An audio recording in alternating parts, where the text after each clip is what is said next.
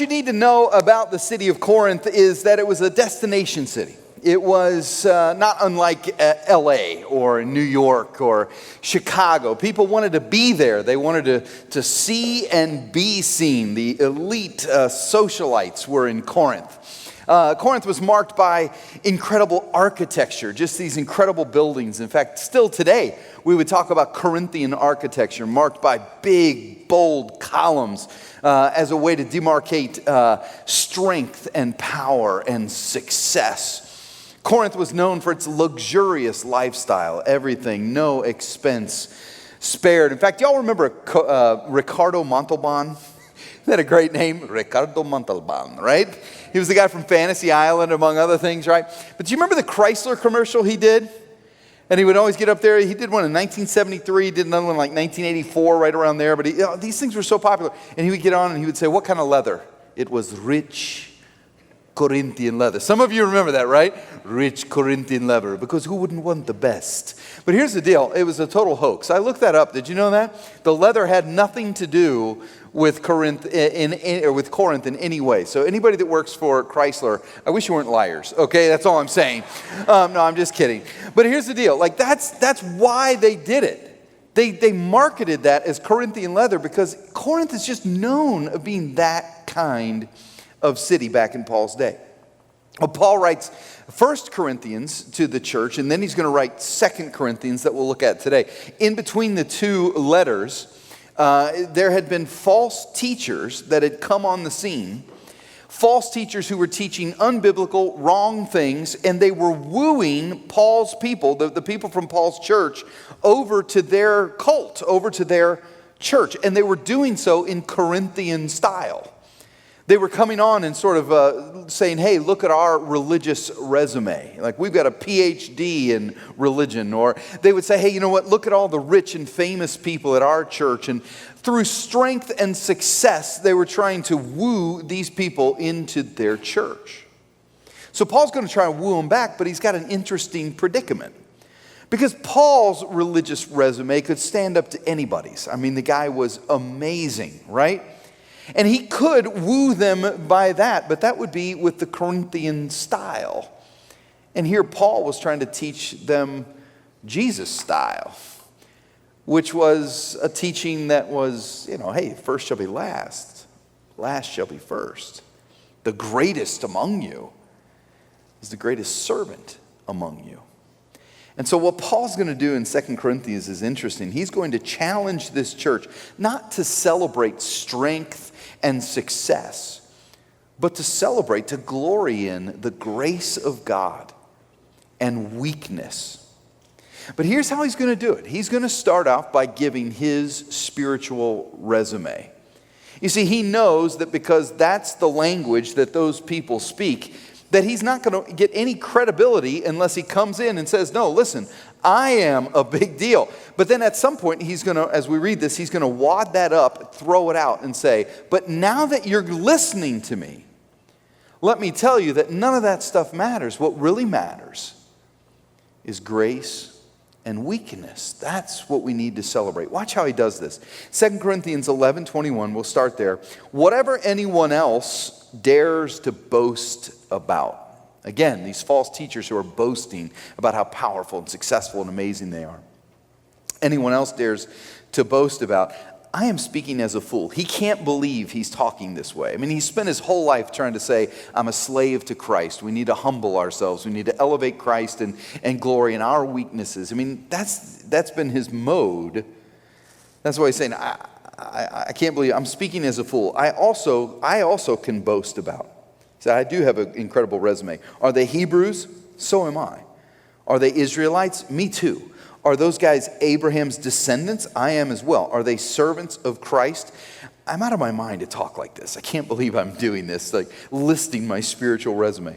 He goes on in chapter 12, verse 1. This boasting I am doing will do no good, but I will go on. If you read through there, he's going to say, I'm a Pharisee of Pharisees. Like, I'm among the elite leaders in religion. I was studying in the school of Gamaliel. That's an incredible school back then. It's like the Harvard of Israel religion back then. Like, it was a big deal.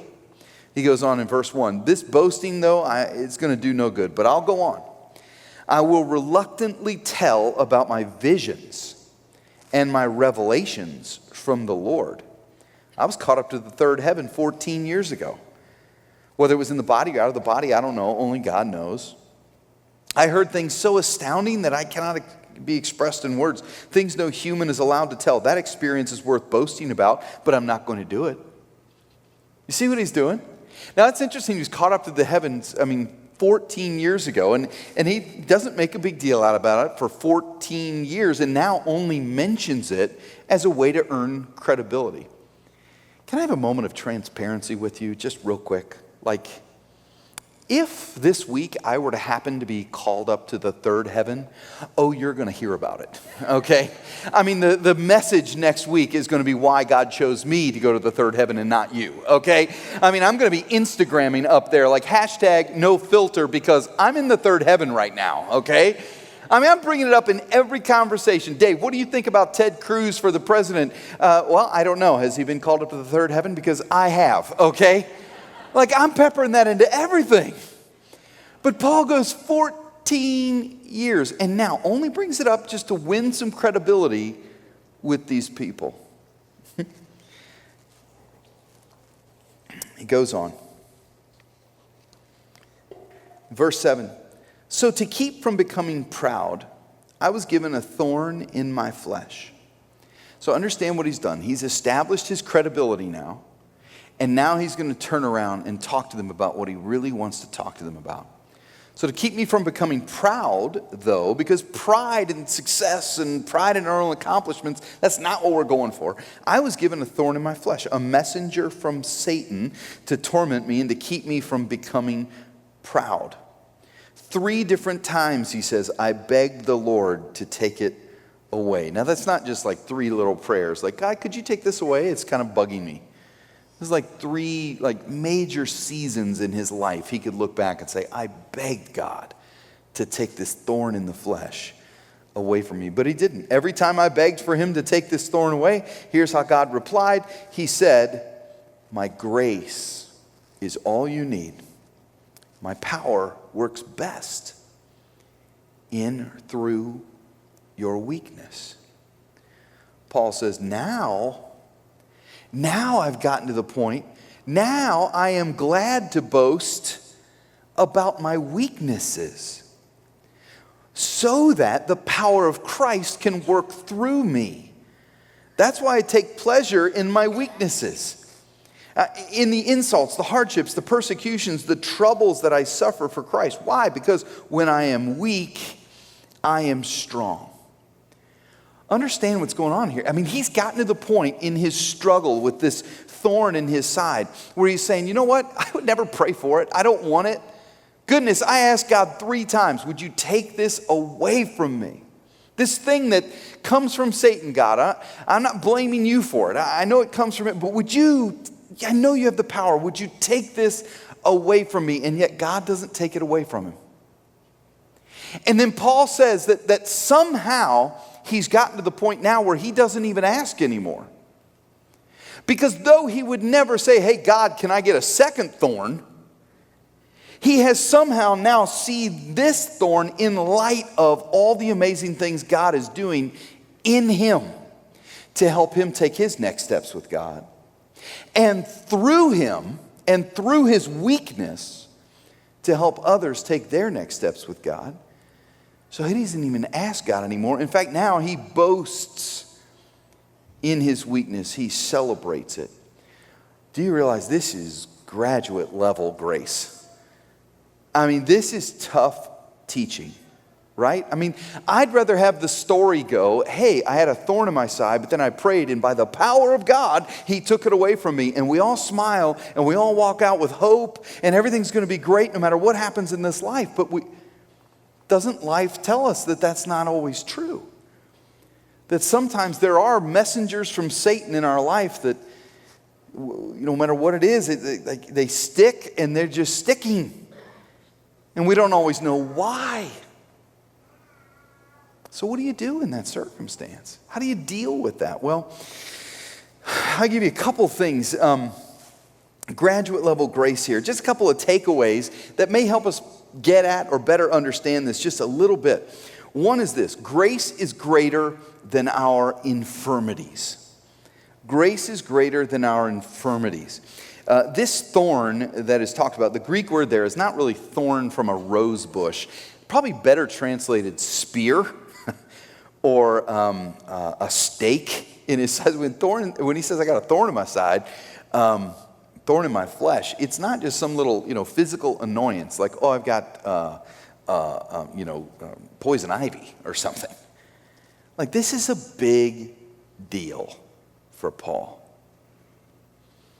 We think infirmity, we think because it's the word flesh there indicates that it would be some sort of physical infirmity. Some have said that the thorn in the flesh is some sort of sin struggle, that it's like an addiction or a weakness that Paul had. And certainly he probably, he had his weaknesses, but we think more that it is a flesh, a physical infirmity. But we don't know exactly what it was. Some people think that it was Paul's appearance, that he was somehow deformed in his appearance.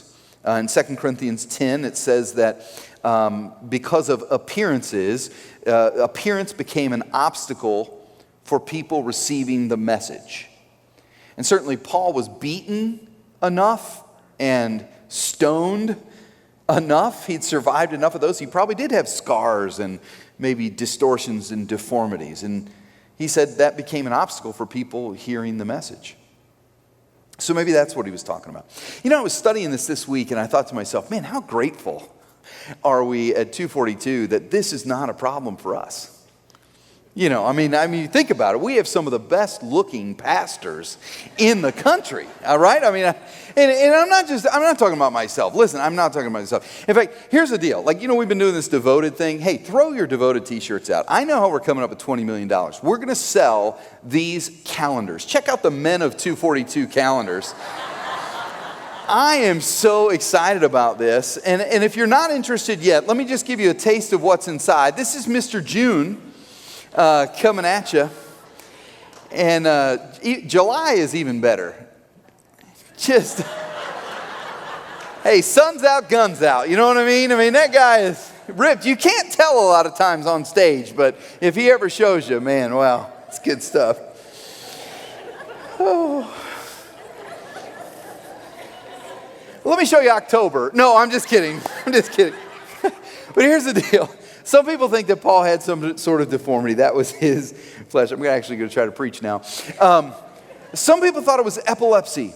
Some people look back and think that Paul had epilepsy. It was a pagan idea that those with epilepsy had a demonic spirit back there, that was causing the seizures.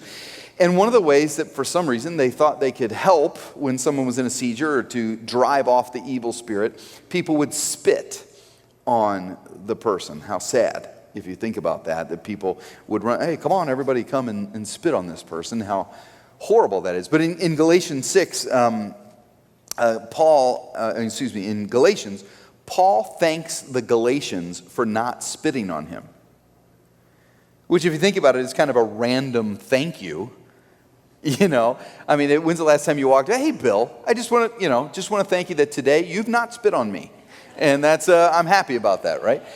So people look at that and they say, well, it's probably an indication that he had these seizures and epilepsy. I don't know.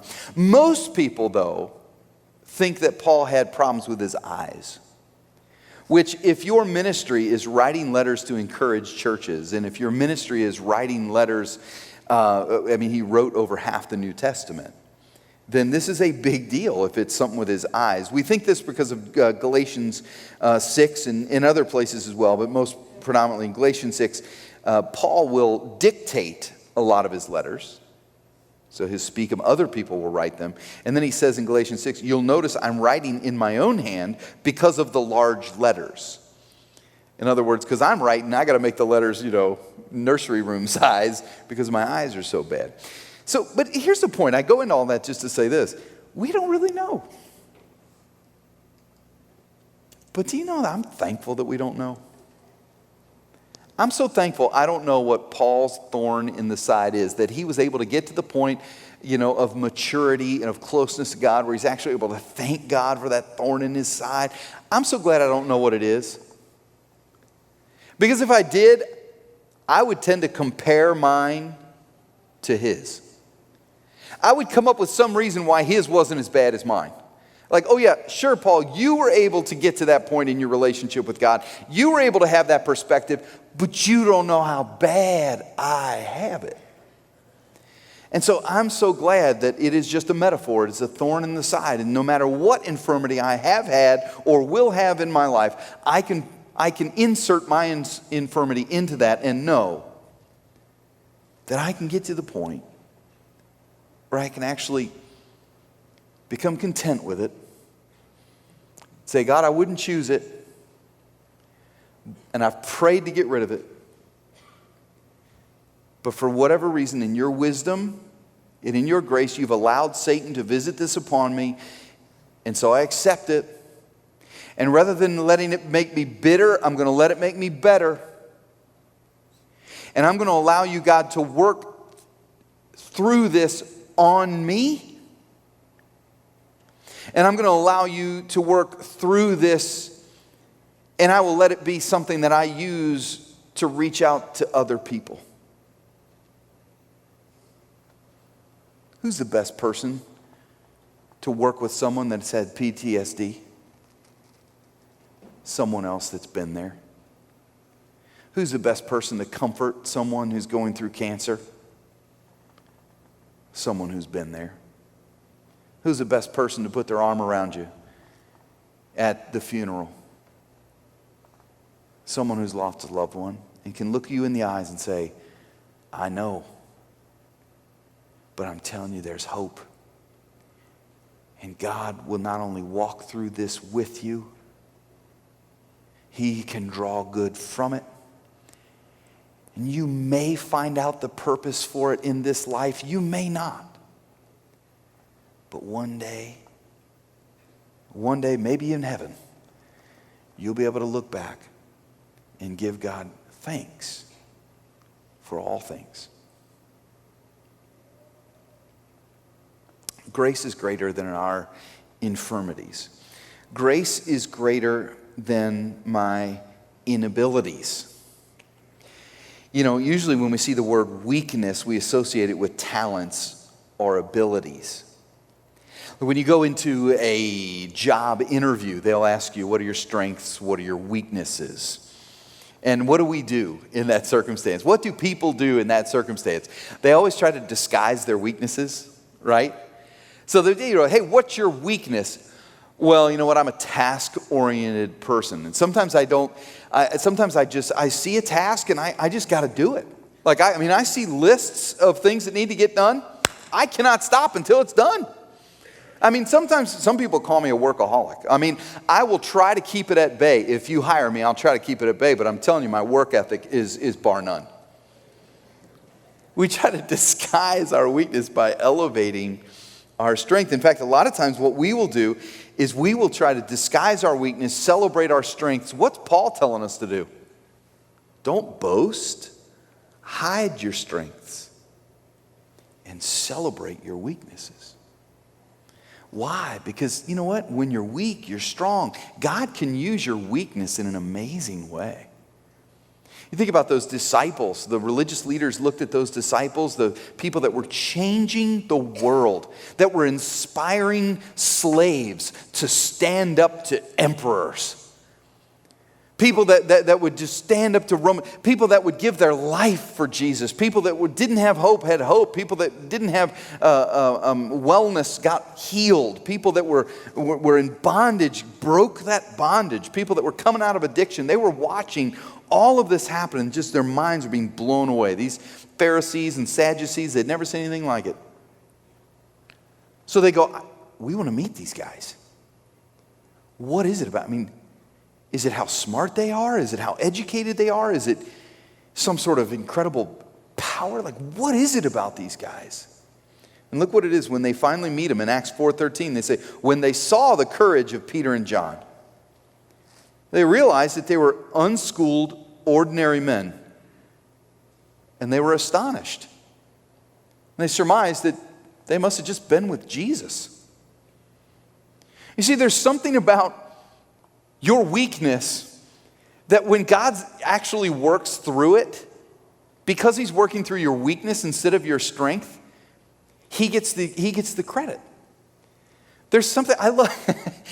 I love when people can come and they can meet you and they can go. It's like they expect some sort of crazy wisdom or some sort of crazy smarts, and then when they meet you, they just go, "Okay, well, must just be God.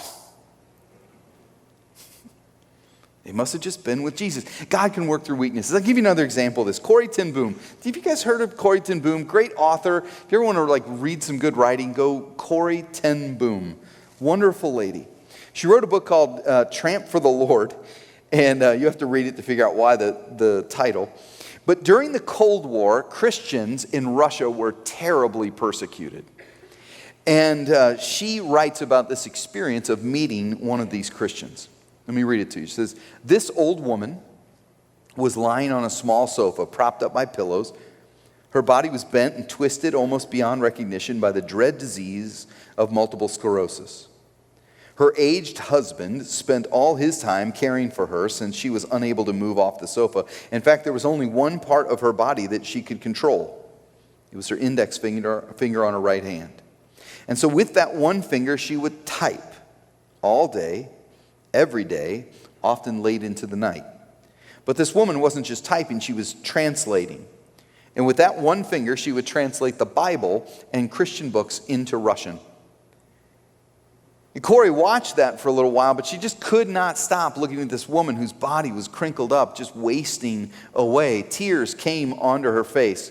And she goes on, "Her husband sensed my anguish and gave me the answer to my questions. He said, 'God has a purpose in her sickness. Every other Christian in this city is being watched by the secret police. But because she has been sick for so long, no one ever looks in on her. They leave her alone, and she's the only person in all the city who can translate, undetected by the police.'" It's tough. It's graduate level stuff. I mean, goodness, if I was in that situation, I only had control of this, I might just give up and be so frustrated and mad at God, so separate from him. Paul would say, no, you blame Satan. You run to God for comfort, for strength, for communion, and then to ask him to help you work through your weakness so you get to the point that you can almost celebrate what's going on. That's tough. This series has been tough. This whole teaching series, grace period. We talked about grace in your weaknesses today. We talked about grace in your circumstances last week. Grace in your hurts. Grace in your mistakes. In your sin. The verse we've been looking at, if you haven't been with us, the verse Hebrews 12:15, it says, "See to it that no one misses the grace of God." If you look at the rest of that verse, it's interesting. "See to it that no one misses the grace of God, and that no bitter root grows up to cause trouble and defile many." You know, in Hebrew culture, a bitter root was actually a poisonous plant. And as I read through that this week, I was thinking, if we as a church miss the grace of God, we really do become a poisonous environment. If we become a place that's all about rules and not relationship, if we're all about law and not love, then we will miss the grace of God and become a poisonous environment. Let me just give you an example of what I'm talking about. It's a positive example, and then we'll be done. A pastor named Jean LaRue worked with a group called Love in Action. They reached out to and ministered to men with sexual addiction. And one night he came, it was the first night he showed up at the group. It was a large group of men. And he said, never been there before, didn't know what to expect. The first guy got up, introduced himself. And of course everybody says, hi Bob or whatever. You've seen some of these groups on TV, or maybe you've been to some of these groups. But this one was interesting. And as the guy began to tell his story, he said, I was driving down the road and I saw an adult nightclub and I was so tempted to go in. And John said at that moment, some of the guys in the room raised their hand. But the guy kept telling his story. John and the men put their hand back down. John thought, well, okay, this guy's sharing his story. He'll answer questions at the end, I guess. And so he goes on to say, and I wasn't just tempted. I actually pulled into the parking lot. And then he went on to tell a few of the specific things that he did that night. And John said with everything that he confessed, different men in the room would raise their hand. But the guy never stopped. No one ever helped these guys. And they ended up just putting their hand down. Nobody ever answered their question. The guy went on. Finally, he said, at the end of the night, I felt so horrible. And the guy's just weeping at this point. And he said, I felt like God could never forgive me, never love me again for what I had done. And about that time, almost all the guys in the room just are weeping and they throw their hands up in the air. And then they put their hands back down. And at this point, John's like, why is nobody helping these guys? They're desperate. They're here. They've got questions. What is going on? And the director pulls him aside. And he says, John, why are you so upset? And he said, no one's helping these guys. He said, no, you don't understand. They don't have questions. The rule around here is that no one struggles alone. And every time somebody's sharing and they confess something that you've struggled with, you raise your hand as an act of saying, hey, me too. In solidarity with that person. Those guys weren't questioning, they were encouraging. I hear that story and I now understand why folks have said that the two greatest agents of life change in our country are the 12-step groups in the church. Because we're supposed to be a community not of finger pointers, but hand raisers. People that would say, you know what? You have doubts? Me too. You have struggles?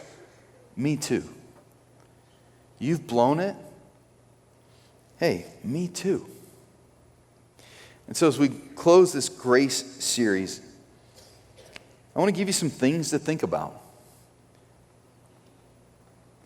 I want you to think about how grace is greater than those things. But as I think about them, or as I share them with you, I'm not going to ask you to raise your hand, but I would ask you to maybe just spiritually or to yourself, just in a moment of prayer, just kind of raise your hand and go, you know what?